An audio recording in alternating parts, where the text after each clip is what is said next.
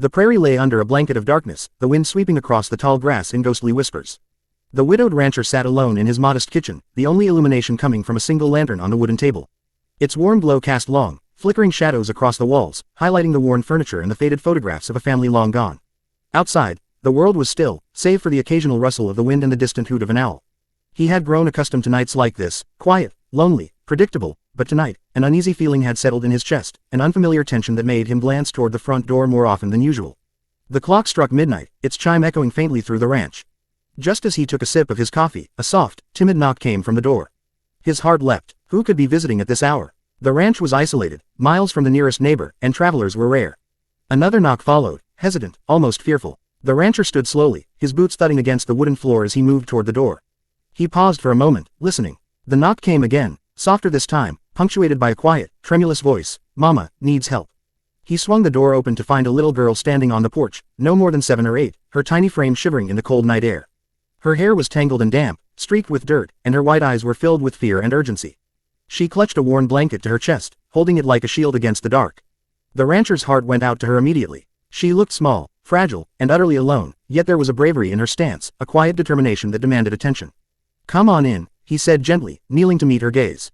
"What happened? Where's your mama?" The girl's lip trembled, and she looked down at her feet. She's very sick. She can't get out of bed," she whispered. "I don't know what to do. Please help her." Her voice, though small, carried a weight of desperation that pierced through the night and into the rancher's heart. Without hesitation, he grabbed his coat and motioned for her to follow. "Lead the way," he said, his voice steady but warm. The little girl's hand found his, gripping tightly as they stepped out into the chill.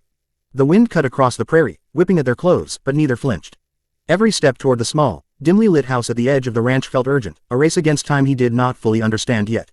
The rancher reached for his lantern and lit it, the soft glow pushing back the shadows that seemed to press in from every side. He lit a second, then a third, placing them carefully along the narrow path through the field, each flame a beacon cutting through the darkness. The little girl's eyes widened in amazement, and for a fleeting moment, the fear in her expression softened as she held tight to his hand. As they approached the small, weathered house, the rancher could see the door ajar and hear faint groans from inside. The mother was clearly in distress. The rancher felt a surge of resolve. He had faced storms, injuries, and hardship on the ranch, but this, helping a frightened child and a sick woman, tugged at something deeper within him. He knew that tonight, he could not leave them to the mercy of the darkness or the cold. He opened the door fully, ushering the little girl inside, and immediately set about preparing the room, gathering blankets, lighting every lantern, and readying water. The girl stayed close, her small hand occasionally brushing against his as if for reassurance. Outside, the prairie was still and quiet, but inside, a warmth began to grow, not just from the lanterns, but from a shared trust forming in the flickering light. The night had only just begun, and already, the widowed rancher felt that this knock at midnight would change everything, for the little girl, for her mother, and perhaps even for him.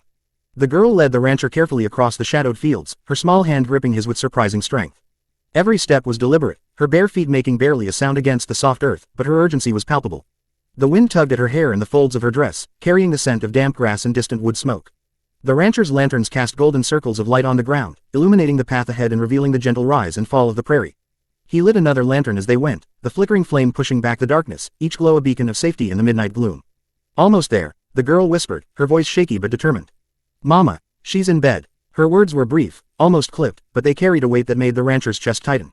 He had tended to injuries and illness before, but the raw vulnerability in this child's voice stirred something he hadn't felt in years, a fierce need to protect and provide.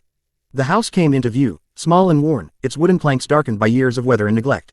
From inside came the soft groans of a woman, faint but unmistakable, and the rancher immediately understood the severity of the situation. He hurried the girl along, careful to keep her hand in his, feeling the slight tremor in her fingers. She shivered, whether from the chill of the night or the anxiety of the moment, he couldn't tell, but he instinctively wrapped his other arm around her shoulder, shielding her from the cold and giving her a sense of steadiness. As they reached the door, the rancher could see the frail figure of a woman inside, slumped against a chair, her breathing shallow and uneven.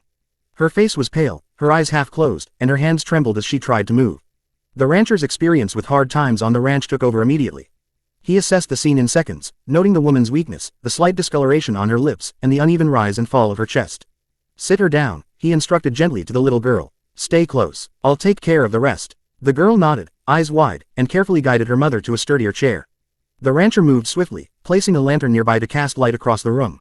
He grabbed a blanket and draped it over the woman's shoulders, then another for the girl, who watched him with both fear and fascination. He filled a cup with water and helped her sip slowly, speaking softly to reassure her that she was safe. The little girl's small hand occasionally reached out to touch her mother's, providing comfort where words could not. As the minutes passed, the rancher worked methodically, checking for signs of fever, adjusting blankets, and keeping the lanterns lit so the room was warm and inviting. He moved with calm authority, every gesture deliberate but gentle. The little girl's eyes followed him constantly, her fear slowly giving way to trust. She offered what little help she could, fetching towels, holding the lantern steady, or whispering the occasional encouraging word. Outside, the wind continued to sweep across the prairie, but inside, the rancher had created a small sanctuary of warmth and light. Each lantern flickered in the night, chasing away shadows and filling the room with golden comfort. The mother, though weak and trembling, began to respond, her breathing evening out slightly, her eyes opening to meet the gaze of her daughter and the man who had arrived so unexpectedly. For the little girl, the fear that had driven her to knock at midnight was replaced with a cautious hope. For the rancher, the urgency of the moment reminded him that life could change in an instant, and that sometimes, the most vulnerable among us were the ones who taught the greatest lessons in courage and trust. By the time the night began to wane and the first hints of dawn touched the horizon, a bond had begun to form between the three of them. The rancher, the mother, and her child, strangers just hours before, were now connected by necessity, trust, and the shared warmth of flickering lanterns in a cold, dark night. The night stretched on, each passing hour marked by the steady flicker of lanterns casting warm light across the room. The widowed rancher moved with quiet confidence, tending to the mother with the care of a man who had seen the harshest of times but still carried a gentle heart. He adjusted blankets, checked the woman's pulse, and brought her sips of water, all the while speaking in calm, soothing tones. His voice, deep and steady, seemed to cut through the fear and pain, offering reassurance that everything would be all right.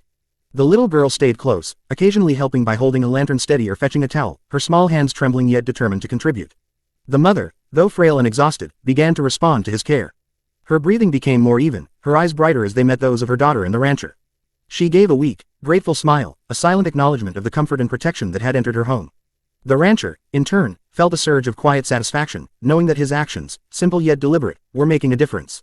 Every lantern he had lit seemed to carry more than just light, it carried hope, warmth, and a tangible sense of safety into the room.